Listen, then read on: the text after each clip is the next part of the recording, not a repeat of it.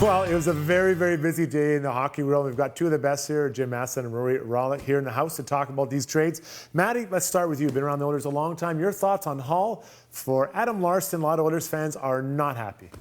Well, they're not happy. They weren't happy when Peter Chiarelli wouldn't make a trade, wouldn't get a defenseman. Now that he's got a defenseman, he can't win. They don't like that trade either. I don't know.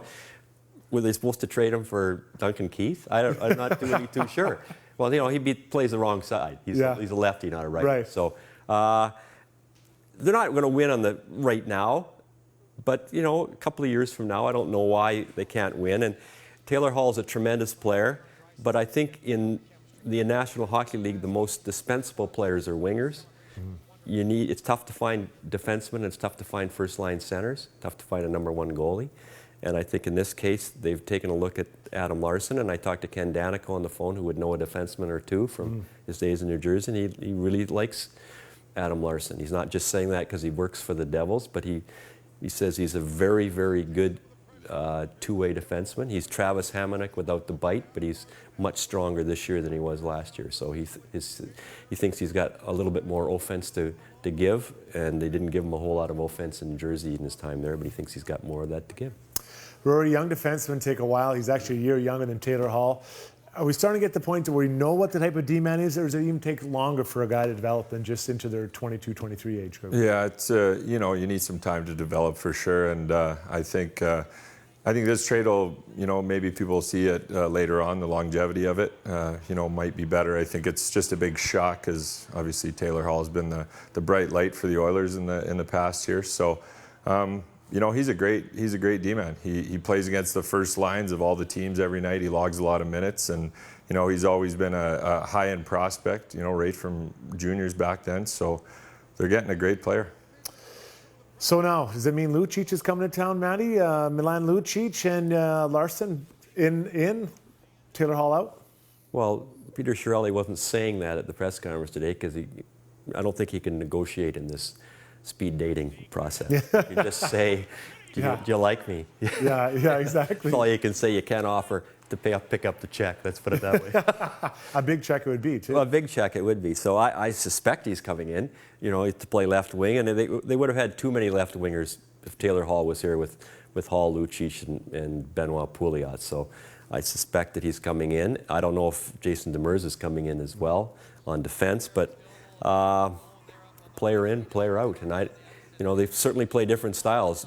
Certainly Taylor Hall's game is more conducive to the way the game's played by Pittsburgh winning the Stanley Cup than Milan Lucic is, but the Oilers have been looking at Milan Lucic since his draft year in 2006 and wishing that they had not given up that second-round pick for Sergei Samsonov back in that draft year, or they would have taken him. You know, with the additional Larsson now, is it important for the Oilers still to add another right shot D in Demers? Yeah, I think so. I think they need it. Obviously, the talk for the Oilers is they got the guns up front, but they need defense. So you know, there's not a lot out there, I don't think. So pretty much the best guys that you can get, try and lock them down for sure. All right, well, that was the Oilers deal. And then 20 minutes later, we had this massive deal, I think bigger than Taylor Hall deal, Shea Weber for PK Subban. Matty, rumors a lot that PK Subban will be traded because his no trade kicked in on July 1st. Your thoughts on this move for two pretty big franchises? Well, Mark Bergevin said last week he was not trading PK Subban. So as soon as their lips are moving, you know that they're probably not telling the truth. And even the Montreal reporters were saying, if he didn't want to move Subban, he should have said it 6 weeks ago, I'm not moving this guy. But he didn't, only until pushed. And then he does trade him for Weber. Now, they're the same.